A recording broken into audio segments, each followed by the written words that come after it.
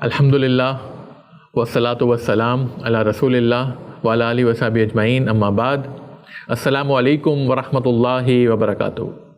मुसलमानों पर अक्सर उंगली उठाई जाती है और कहा जाता है कि मुसलमान आज क्यों बैकवर्ड हैं, साइंस और टेक्नोलॉजी में इतने पीछे क्यों हैं। क्या वजह है कि आज मुसलमान दूसरे धर्म के फॉलोअर्स से अगर उनको कंपेयर करेंगे, उनका अगर मवाजना करेंगे, उनका मुकाबला करेंगे, तो दूसरे धर्म के लोग क्यों साइंस और टेक्नोलॉजी में इतने आगे हैं और मुसलमान साइंस और टेक्नोलॉजी में इतना पीछे क्यों हैं। अगर हम देखें तारीख उठाकर तो 8 से 12 सेंचुरीज यानी कि 8 सेंचुरी से लेकर 8वीं सदी से लेकर 12वीं सदी तक, जिसको डार्क एजेस कहा जाता है, यानी यूरोप में अंधेरा था उस टाइम, लेकिन मुसलमान जो थे वो साइंस और टेक्नोलॉजी में उस ज़माने में बहुत आगे थे। हमारे यहाँ डार्कनेस नहीं थी, यूरोप में ज़रूर डार्कनेस थी, लेकिन मुसलमानों में डार्कनेस नहीं थी। बैटल ऑफ तलस, जो कि मुसलमान और चाइना के जो लोग थे उसमें ये बैटल हुआ चाइनीज़ के साथ, उसमें चाइना ने पेपर को डिस्कवर किया था। यानी ये पेपर जो मीडियम है एजुकेशन का, यानी किताबों का, और पेपर के ज़रिए ही हम देखते हैं कि पूरी दुनिया में जो है एजुकेशन आम हुई है। तो पेपर की डिस्कवरी चाइना ने करी थी। और बैटल ऑफ तलस में जो प्रिजनर्स ऑफ वॉर हाथ आए, जो कैदी हाथ आए, उनमें से 2 कैदी जो थे वो ऐसे थे जिनको पेपर बनाना आता था। तो मुसलमानों ने उन लोगों को पकड़ा और उनको खलीफा के पास लेके गए और फिर खलीफा ने उनसे कहा कि हम तुम्हें आज़ाद कर देंगे अगर तुम मुसलमानों को पेपर बनाना सिखा दो।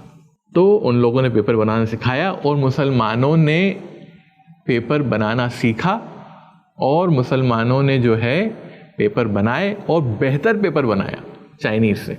और जब पेपर बनाया तो फिर जो है हम देख सकते हैं कि अंदलूस पे आज जैसे हम पढ़ने जाते हैं Harvard university, Cambridge university, Oxford, और अगर आपको यहाँ पर इल्म हासिल करना है तो अंग्रेज़ी ज़बान जानना ज़रूरी है।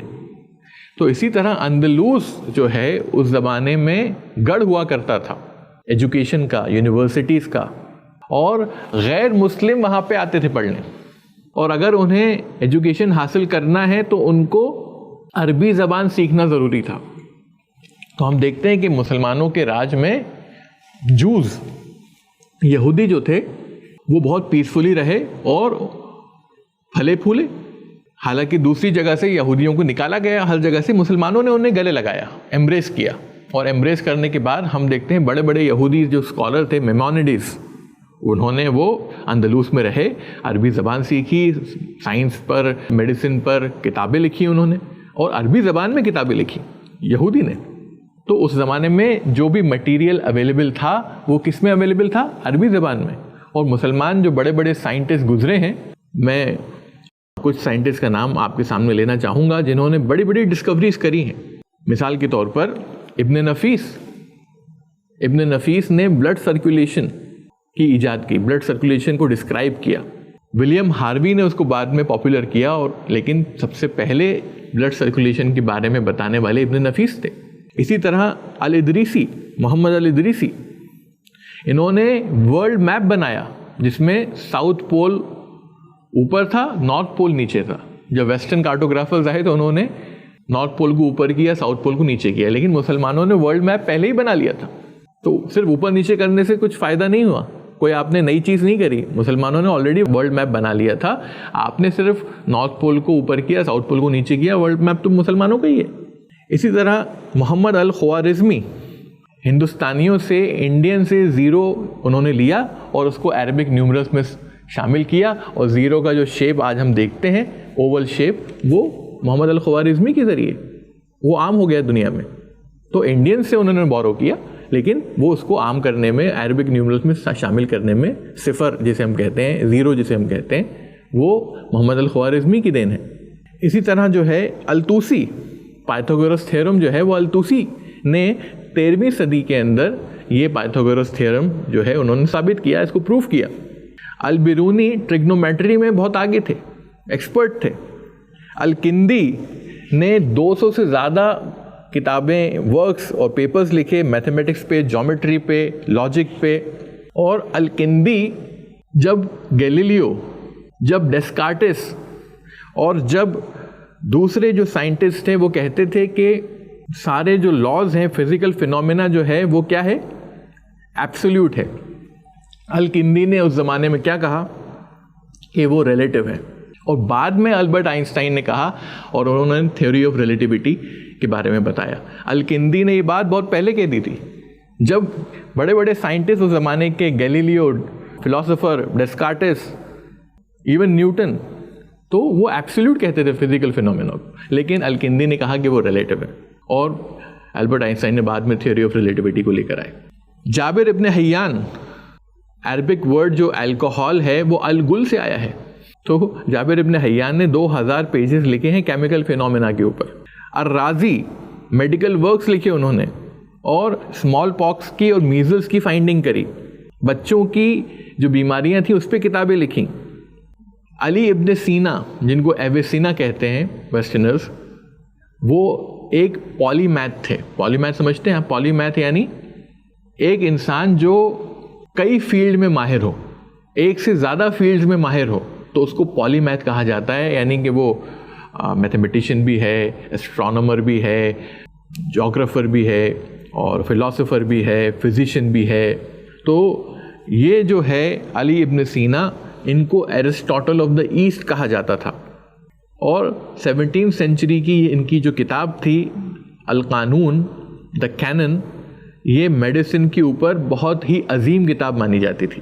तो हम देखते हैं कि मुसलमानों ने जब यूरोप डार्क एजेस में था, ये तो सिर्फ कुछ नाम है, हम और कई जो वेस्टर्न ऑनेस्ट साइंटिस्ट हैं और बड़े बड़े लोग हैं वो इस बात को तस्लीम करेंगे कि हाँ, कि मुसलमानों का बहुत बड़ा कंट्रीब्यूशन है साइंस के अंदर। तो यूरोप डार्क एजेस में था, लेकिन मुसलमान एडवांस थे बहुत ज़्यादा साइंस और टेक्नोलॉजी में। बगदाद उस ज़माने का न्यूयॉर्क था समझ लीजिए आप, कॉर्डोबा उस ज़माने का लंदन था समझ लीजिए आप।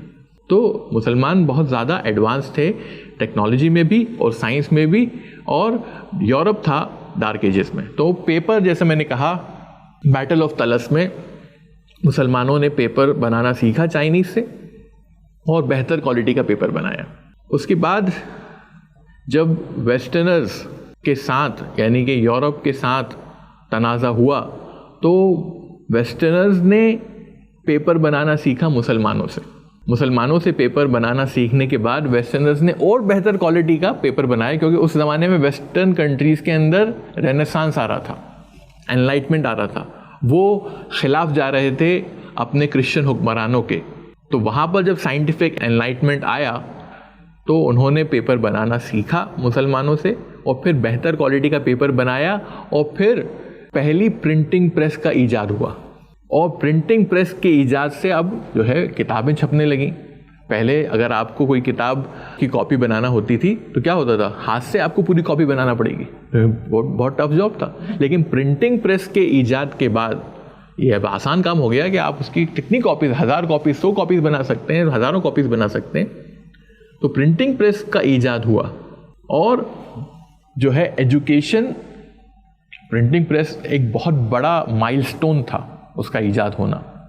लेकिन उस ज़माने में फिर क्या हो, जैसे मुसलमानों ने पेपर का ईजाद हुआ तो उन्होंने सीख लिया, अडॉप्ट कर लिया, लेकिन प्रिंटिंग प्रेस का जब ईजाद हुआ तो इजिप्ट में प्रिंटिंग प्रेस को बैन किया गया कि हम नहीं, जो है प्रिंटिंग प्रेस को हम नहीं मानेंगे, हम इसको एक्सेप्ट नहीं करेंगे। तो उलमा ने इसको हराम कर दिया। तो उस वजह से वो जो पीरियड था 1500, 1600, 1500, 1600, 15th सेंचुरी, 16th सेंचुरी वाला, तो प्रिंटिंग प्रेस का फ़ायदा मुसलमानों ने उस ज़माने में नहीं उठा पाए, और वेस्टर्नर्स प्रिंटिंग प्रेस का फ़ायदा उठाया, बुक्स छापी, एजुकेशन उनके यहाँ बहुत बढ़ गई, और मुसलमान उन 2 सदियों में, 3 सदियों में पीछे रह गए। प्रिंटिंग प्रेस लेकर कौन आया मुस्लिम लैंड्स में? नेपोलियन। जब कॉलोनाइजेशन शुरू हुआ, यानी कि यूरोपियन कंट्रीज़ ने मुस्लिम लैंड्स को कॉलोनाइज करना शुरू किया, उन पे हुकूमत करना शुरू की, उनको इन्वेड करना शुरू किया। नेपोलियन बोनापार्टे ने जब इजिप्ट को इन्वेड किया 1798 में, तो उसके बाद जो है प्रिंटिंग प्रेस भी वही लेकर आया मुस्लिम लैंड्स के अंदर, और हमें उस कबूल करना पड़ा उसे, जो कि नेपोलियन लेकर आया। और फिर जो है उलमा ने उसको जायज़ किया। खैर मैं उस डिटेल में नहीं जाऊंगा कि वो हराम क्यों किया, उनके अपने रीज़न्स थे हराम करने के, लेकिन वहाँ पर जो है एक तरह का जो माइलस्टोन, एक बहुत बड़ी डिस्कवरी जो थी उसको हमने कबूल नहीं किया, जिसकी वजह से वो जो सदियाँ गुजरी जब प्रिंटिंग प्रेस से मुसलमान महरूम थे, वेस्टर्न कंट्रीज़ उसमें एडवांस्ड हो गई। और फिर दौर आया कॉलोनाइजेशन का।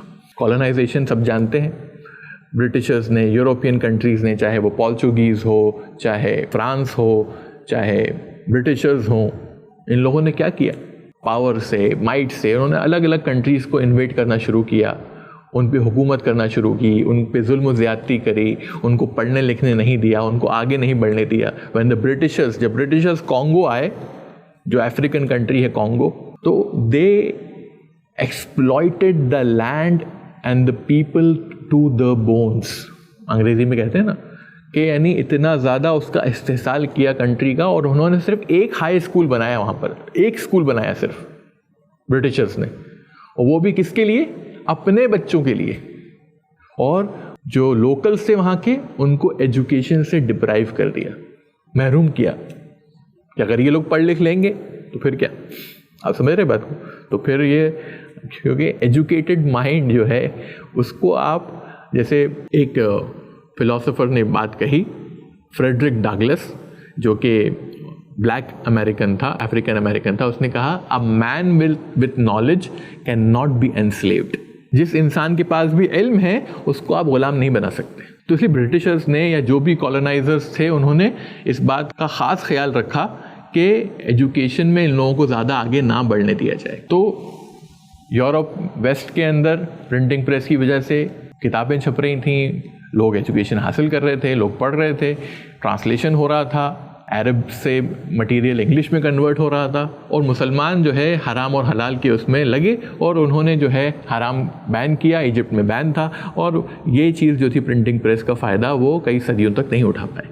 बाद में जब नेपोलियन लेकर आया तो फिर बाद में उलमा ने इसकी परमिशन दी और फिर उसका फ़ायदा उठाया, लेकिन कॉलोनाइजेशन जैसे मैंने कहा वो शुरू हो गया।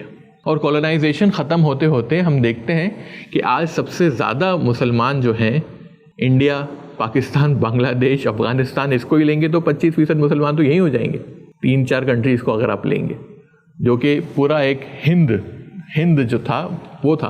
तो और जब ब्रिटिशर्स छोड़ के गए तो क्या हुआ, ईस्ट पाकिस्तान, वेस्ट पाकिस्तान, फिर बांग्लादेश, इंडिया, इंडियन मुस्लिम सोच रहे थे हम जाएं कि नहीं जाएं, यहाँ रहें, कुछ यहाँ रह गए, बट गए मुसलमान। तो मतलब वो जो पीरियड रहा कॉलोनाइजेशन में, पनप नहीं पाए मुसलमान। कॉलोनाइजेशन में जब ख़त्म हुआ तो उसके बाद जो है ब्रिटिशर्स ने जिस तरह से डिवीज़न किया है, उस डिवीज़न का मतलब राइट्स हुए, कम्युनल राइट्स हुए। तो जब इंसान की जान पे बनी हुई है, इंसान अपनी बका को बचाने के लिए, अपनी बका के लिए जद्दोजहद कर रहा है, तो वो फिर वो साइंस और टेक्नोलॉजी में कहाँ आगे सोचेगा। यानी एक इंसान जो मजदूरी कर रहा है, आप उससे कहेंगे तुम फ़िक़्ह के बारे में कुछ बताओ।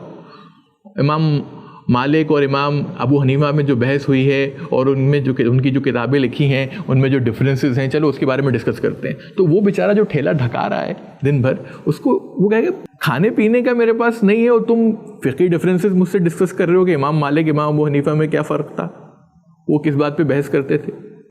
भाई मुझे पहले रोज़ी रोटी कमाने दो। तो मुसलमान 25 to 30% मुस्लिम्स, तो अफ़गानिस्तान को आप देखिए क्या है हाल, रशियंस इन्वेड कर रहे हैं, कभी अमेरिका इन्वेड कर रहा है। इंसान अपनी पहले जान बचाए या फिर साइंस और टेक्नोलॉजी में एडवांस हो। ब्रिटिशर्स ने जिस तरह से डिवीज़न किया, या जिस तरह से इज़राइल वजूद में आया, इज़राइल कैसे वजूद में आया, ब्रिटिशर्स की वजह से, उसका तो कोई वजूद ही नहीं था, और पैलेस्टीनियंस को डिप्राइव किया गया। तो वो इज़राइल का वजूद में आना, उसका इफेक्ट पूरे अरब कंट्रीज पे हुआ।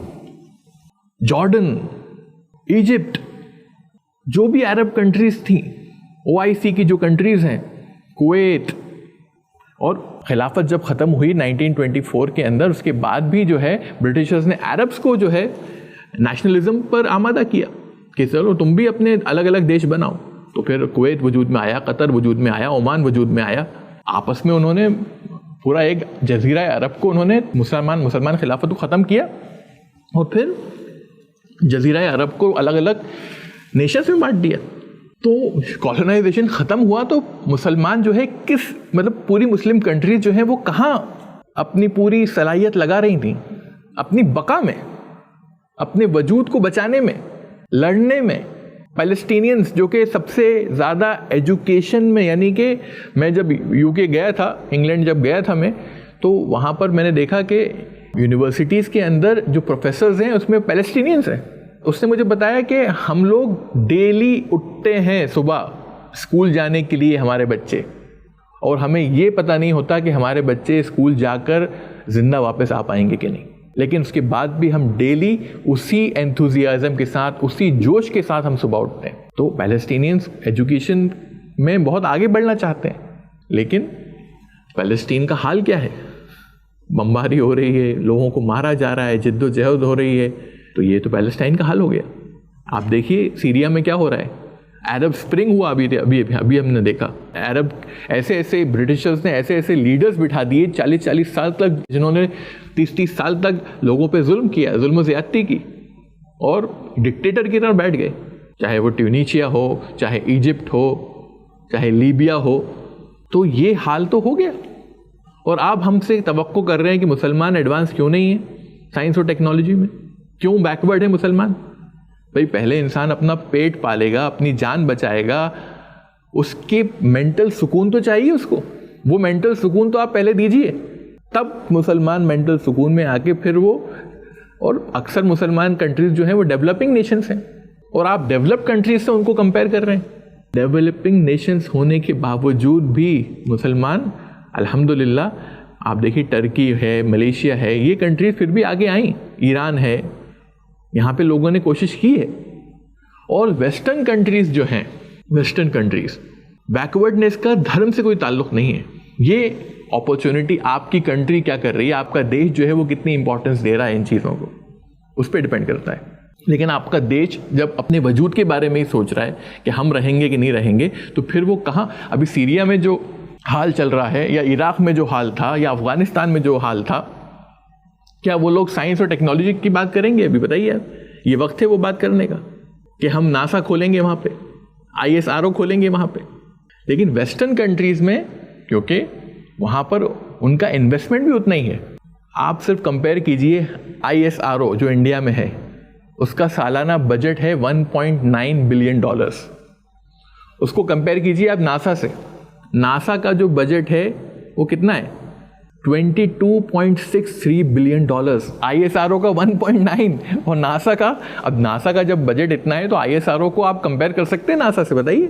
जब ISRO का, इसरो का कंपैरिजन जो है, इंडियन स्पेस रिसर्च ऑर्गेनाइजेशन का कंपैरिजन जो है, आप नासा से नहीं कर सकते, तो फिर मुस्लिम कंट्रीज का आप क्या करेंगे? कॉलोनाइजेशन के बाद आपने किस तरह से डिवीजन किया है। आपकी कंट्री नहीं थी पैलेस्टाइन, आप हुकूमत कर रहे थे, लेकिन आपने हमारी कंट्री को किसी और को दे दिया, उन्हें हेड बना दिया आपने, एक नई कंट्री वजूद में लेके आ गया, और आप चले गए छोड़ के। तो ब्रिटिशर्स का जो हाथ था डिवाइड एंड रूल, इंडिया में यही किया उन्होंने। आज भी मुसलमान उस चीज से जूझ रहा है। डिवाइड एंड रूल की पॉलिसी आज भी कई पॉलिटिशियंस हिंदुस्तान के वो पॉलिसी अपनाते हैं, अपने फायदे के लिए, वोट बैंक के लिए अपनाते हैं, जो ब्रिटिशर्स छोड़ के गए। कितने मुसलमान और हिंदू मारे गए थे पार्टीशन के टाइम पर। ईस्ट पाकिस्तान, वेस्ट पाकिस्तान, बांग्लादेश जब बना तो कितना हंगामा हुआ। इंडिया पाकिस्तान वॉर कितनी हुई। आज भी इंडिया पाकिस्तान के बीच कश्मीर का डिस्प्यूट तो आज भी चल रहा है। कश्मीरी कितनी एजुकेटेड कम्युनिटी है। मैं जब कश्मीर गया तो मुझे हर तीसरा चौथा आदमी PhD कर रहा है इस हाल में कश्मीर का हाल क्या है। पूरी मिलिट्री वहां पर इंडिया की मौजूद है, लेकिन हर तीसरा, इतना शौक है पढ़ने का उनको। पैलेस्टीनियंस को भी शौक है, कश्मीरियों को भी शौक है। जब मुसलमान कंट्रीज में जब खिलाफत थी, मुसलमान पीक पर थे, वहाँ पे अमन व सुकून था, उस ज़माने में मुसलमान साइंस और टेक्नोलॉजी में बहुत एडवांस्ड हुए। हमने करके दिखा दिया है। ऐसा नहीं कि कोई नई बात की जा रही है हमसे। आप तारीख उठा के देख लीजिए, मुसलमानों के लैंड्स में जब सुकून था, अमन सुकून था, पीस था, तब मुसलमान साइंस और टेक्नोलॉजी में सबसे आगे थे। आज जब उनकी कंट्रीज में तुमने ये हाल कर दिया कि वो डेवलपिंग कंट्रीज हैं, और मैंने आपके सामने जो नक्शा खींचा है उससे आपको एहसास हो जाएगा कि मुसलमान साइंस और टेक्नोलॉजी के तरफ सोचने के लिए पहले उसको अपनी बका के बारे में सोचना पड़ेगा, पहले अपना पेट पालना पड़ेगा, पहले ज़िंदा रहना पड़ेगा, उसके बाद वो बाकी चीज़ें सोचेगा। तो इंशाअल्लाह अल्लाह ताला से दुआ है कि अल्लाह ताला सारी मुस्लिम कंट्रीज़ के अंदर अमन व सुकून लेकर आए, अल्लाह ताला सारी मुस्लिम कंट्रीज़ में अमन व सुकून कायम कर दे। और फिर जो है मुसलमान जब अमन व सुकून यहाँ पर होगा जहन में, तब जो है साइंस और टेक्नोलॉजी और दूसरी चीज़ें सबके बारे में सोचेगा। और इंशाअल्लाह एक बार फिर मुसलमान जो है वो दुनिया में साइंस और टेक्नोलॉजी में सबसे आगे होंगे इंशाअल्लाह। वो वक्त आएगा, हमारी अल्लाह ताला से ये दुआ है इंशाअल्लाह कि मुसलमान दोबारा साइंस और टेक्नोलॉजी में सबसे आगे होंगे। और एक बार आगे थे भी, हमने एक बार साबित करके दिखा दिया है। और दूसरी चीज़, साइंस और टेक्नोलॉजी अच्छी चीज़ हर जगह पे नहीं है। मुसलमान के लिए ये दुनिया बहुत ज़्यादा इम्पॉर्टेंट नहीं है, मुसलमान के लिए आखिरत ज़्यादा इम्पॉर्टेंट है। साइंस और टेक्नोलॉजी का हर आउटकम अच्छा नहीं है। यूजेनिक्स भी साइंस और टेक्नोलॉजी का ही आउटकम था। Eugenics, science of improving the race, जो कि हिटलर ने जिसका इस्तेमाल किया, उसने कहा कि नहीं, सिर्फ उसने जूस के ख़िलाफ़ इस्तेमाल किया। उसने कहा नहीं, ऐसे हमारी रेस को ज़िंदा रहने का हक़ है और हमारी रेस जितनी बढ़ेगी उतना फ़ायदा होगा दुनिया को, इसलिए बाकी रेसों को ख़त्म कर देना चाहिए। यानी अगर आपको लाल फूल चाहिए तो बाकी, if you want only red flowers then get rid of the other ones. आप समझ रहे बात को? तो हिटलर ने यूजेनिक्स जो साइंस थी फ्रांसिस गैल्टन की, उसने उसके ज़रिए उसका ईविल इस्तेमाल करके और ये काम किया है। आज इसी साइंस और टेक्नोलॉजी के ज़रिए बमबारियाँ हो रही हैं, केमिकल वेपन्स बनाए जा रहे हैं। तो अगर ये साइंस और टेक्नोलॉजी में एडवांसमेंट है कि हम हिरोशिमा पे बम गिरा दें और उनके अंदर जो है कत्ले आम कर दें, हम जो है अफ़गानिस्तान पे बमबारी कर दें, हम गल्फ़ वॉर कर दें, ये अगर साइंस और टेक्नोलॉजी में इसमें अगर आप चाहते हैं कि मुसलमान एडवांस हो, तो मुसलमान जो है वो अकाउंटेबल है अपने रब का, वो इन चीज़ों के लिए साइंस और टेक्नोलॉजी का इस्तेमाल नहीं करेगा। तो हमें वो साइंस और टेक्नोलॉजी आप ही को मुबारक हो जिससे आप दुनिया में कत्लेआम करना चाहें, उन दुनिया वालों पर जुल्म व ज़्यादती करना चाहें। तो ये बमबारी, केमिकल वेपन्स, आज देखिए सीरिया में केमिकल वेपन्स इस्तेमाल करे जा रहे हैं, इराक़ में किए गए केमिकल वेपन्स इस्तेमाल। तो इस तरह के वेपन्स ये साइंस और टेक्नोलॉजी का ही आउटकम है। यही बड़े बड़े साइंटिस्ट ने ये सारी चीज़ें बनाई हैं, तो मुसलमान साइंटिस्ट ये नहीं बनाएगा। तो हमारे लिए आखिरत ज़्यादा इम्पॉर्टेंट है। अगर हम साइंस और टेक्नोलॉजी में आज पीछे भी हैं तो आपको मुबारक इस तरह की साइंस और टेक्नोलॉजी। हम पीछे हैं, इंशाल्लाह अल्लाह ताला से उम्मीद है कि मुसलमान इन हालात में भी अगर अपने दीन पे जमे रहेगा तो आखिरत में कामयाब हो जाएगा इंशाल्लाह। और जब अमन व सुकून उनके मुल्कों में आएगा तो इंशाल्लाह साइंस और टेक्नोलॉजी में भी सबसे आगे हो जाएंगे दोबारा मुसलमान इंशाल्लाह। और धीरे धीरे हम देख रहे हैं नोबेल प्राइज़ विनर्स में मुसलमानों की तादाद बढ़ रही है। नोबेल प्राइज़ फॉर पीस, आप देखिए कितने मुसलमानों को पिछले कुछ सालों में मुसलमान धीरे धीरे आ रहे हैं आगे, नोबेल प्राइज़ मिल रहे हैं उनको, डेवलपिंग कंट्रीज से भी आ रहे हैं। और दूसरी कंट्रीज़ क्या करती हैं, अमेरिका के अंदर हर तरह के टैलेंट को ले लेती हैं। डेवलपिंग कंट्रीज से भी लोगों को नासा के अंदर या बड़ी बड़ी जो साइंटिफिक रिसर्च ऑर्गेनाइजेशन हैं उसके अंदर सिर्फ अमेरिकन्स काम नहीं कर रहे, नॉन अमेरिकन्स भी काम कर रहे हैं। यूके के अंदर सिर्फ ब्रिटिशर्स काम नहीं कर रहे बल्कि Indian, Pakistanis, Bangladeshis, Arabs, Egyptians, ये सब काम कर रहे हैं वहाँ पे। तो उन्हें पता है कि इसका कोई मुल्क से ताल्लुक़ नहीं है, इसका कोई नस्ल से ताल्लुक़ नहीं है, कोई धर्म से इसका कोई ताल्लुक़ नहीं है। जिसके पास भी टैलेंट है उसको हम मौका देंगे और मौका मिलता है वहाँ पर लोगों को, और फिर मुसलमान साइंटिस्ट भी वहाँ पर वजूद में आते हैं। अमेरिका का मैं आपके सामने एग्जाम्पल रख दूँ, फजलुर रहमान खान जो कि स्ट्रक्चरल इंजीनियरिंग के आइंस्टाइन जिनको कहा जाता था, तो ये बांग्लादेशी अमेरिकन थे। और इन्होंने क्या किया, यानी कि बिल्डिंग, स्काई स्क्रेपर्स, जो बड़ी बड़ी इतने मालों की जो बिल्डिंग बन रही है, यानी वर्ल्ड ट्रेड सेंटर बिना फजलुर रहमान की कंट्रीब्यूशन के वजूद में नहीं आ सकते थे। फजलुर रहमान के कंट्रीब्यूशन की वजह से ये स्काई स्क्रेपर्स, ऊंची ऊंची बिल्डिंगें जो बनी हैं, उनके कंट्रीब्यूशन के, उनकी इन्वेंशन और रिसर्च की वजह से ही हुआ है, उनकी ये इन्वेंशन थी। इसी तरह फ़ारूक अल-बाज़, ये नासा और MIT के साइंटिस्ट हैं जिन्होंने अपोलो की लैंडिंग में हेल्प करी। इलायस ज़हरूनी जो ये नेशनल इंस्टीट्यूट ऑफ हेल्थ के डायरेक्टर। अजीज़ सनकार नोबेल प्राइज़ विनर हैं केमिस्ट्री के 2015 के for mechanistic studies of DNA repair, इसमें इनको नोबेल प्राइज़ मिला केमिस्ट्री में। तो हम देखते हैं कि मुसलमान जो है यूएसए में 1.1% हैं, लेकिन पेपर सबमिट करने में, रिसर्च पेपर सबमिट करने में 3 गुना ज़्यादा हैं मुसलमान, 3% से ज़्यादा हैं माशाल्लाह यूएसए के अंदर। 1.1% पॉपुलेशन और 3% से ज़्यादा सबमिशन रिसर्च पेपर्स के, तो ये एक अचीवमेंट है मुसलमानों के लिए। मोहम्मद यूनुस को पीस प्राइज़ मिला बांग्लादेश के। तो मुसलमान आ रहे हैं धीरे धीरे।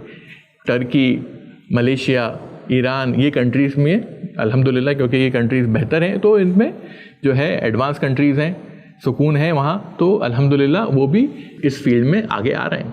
तो मुसलमान बैकवर्ड नहीं थे कभी, साइंस और टेक्नोलॉजी में एडवांस थे।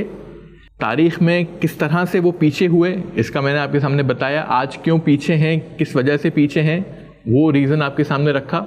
लेकिन इंशाअल्लाह अल्लाह से दुआ है, अल्लाह से उम्मीद है कि इंशाअल्लाह जब मुसलमान कंट्रीज़ में अमन व सुकून आएगा और अल्लाह ताला ला सकता है, हम कोशिश करें इंशाअल्लाह, तो मुसलमान फिर से साइंस और टेक्नोलॉजी में एडवांस्ड होंगे और दोबारा पीक पर आएंगे और कुरान या हदीस या नबी करीम सल्लल्लाहु अलैहि वसल्लम की टीचिंग्स मुसलमान को नहीं रोकती इस फील्ड में आगे बढ़ने से, और बल्कि अल्लाह के रसूल ने कहा तलबुल इल्म फ़रीज़तुन अला कुल्लि मुस्लिम, कि इल्म का हासिल करना हर मुसलमान के लिए फ़र्ज़ है।